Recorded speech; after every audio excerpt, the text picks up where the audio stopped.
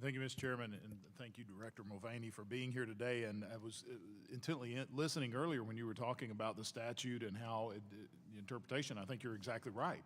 The way the statute was written doesn't compel you to answer any questions here, but you're here answering the questions. And I think that is a testimony to you wanting to do good governance, and the testimony that you want to operate the organization in the way it should be operated in protecting consumers. And I think that's what we're really here to get at, is to have this flow of information. And I apologize that some have turned this into just trying to be a gotcha moment, when I think Americans are really kind of tired of that.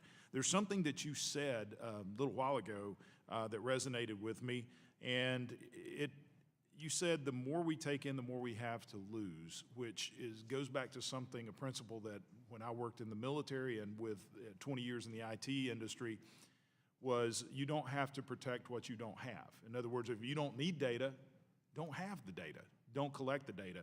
And I appreciate you had mentioned to Mr. Hill earlier that you stopped the Bureau's collection of consumer information as you came in. Again, data collecting that you don't have to have, you don't necessarily need to have, but becomes a risk to be compromised in the future. And can you elaborate a little more on the specific items that you're looking in to improve CFPB's cybersecurity? Because that is a big concern to a lot of Americans today, especially with agencies that do hold a lot of data. What we did was sort of prioritize and triage, Congressman Loudermilk, and what we did is we treated the data within our enforcement area one way, because we have to have it in order to, enforce the law. You have to have some information. So we've tried there to make accommodations. We've worked with some of our sister agencies whose systems are a little bit more robust than ours are to hold our data for us. We've limited some of the stuff that we take in. We've done some more work on site where we look at the data but don't collect it, to your point. We might need it, but we don't need to keep it. Exactly. So we've tried to make accommodations there.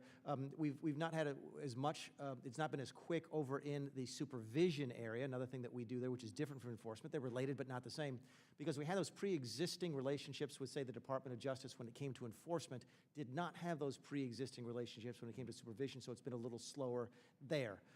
I will also tell you that we have undertaken to do some, let's say, third-party, we've hired folks to see if they can hack into our system.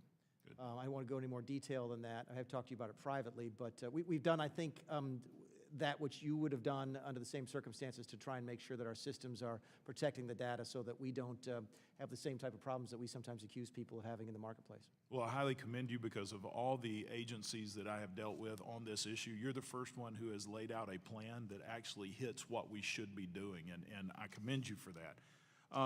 I'd like to follow up on something that Chairman Hensarling asked earlier about the CFPB's qualified mortgage rule, but you didn't have a time to fully answer that. During your required 5-year review of the rule, will you be looking at both the cost and the benefits for consumers in this rule? That's what the statute says to do, so we'll be doing it. Well, thank you. And while we're talking about the statute, I've looked at the statute, and I don't see CFPB in the statute anywhere, Consumer Finance Protection. What is the name of the organization, and why do we call it CFPB? I don't know why we call it the CFPB, but that is not the name of the organization. The organization is the Bureau of Consumer Financial Protection. That is the name of the statute, Title 10. That is the subheading under the Bureau. That is the defined term under the Bureau. The Consumer Financial Protection Bureau does not exist.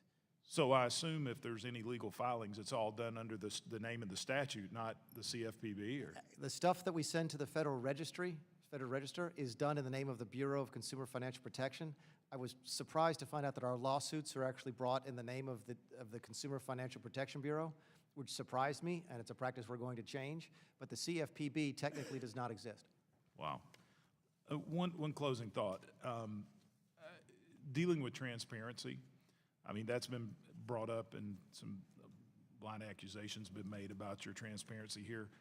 What I've seen is a lot of transparency from this organization. In the previous leadership of this organization, there was a high lack of transparency when it came to this committee asking for information that we needed.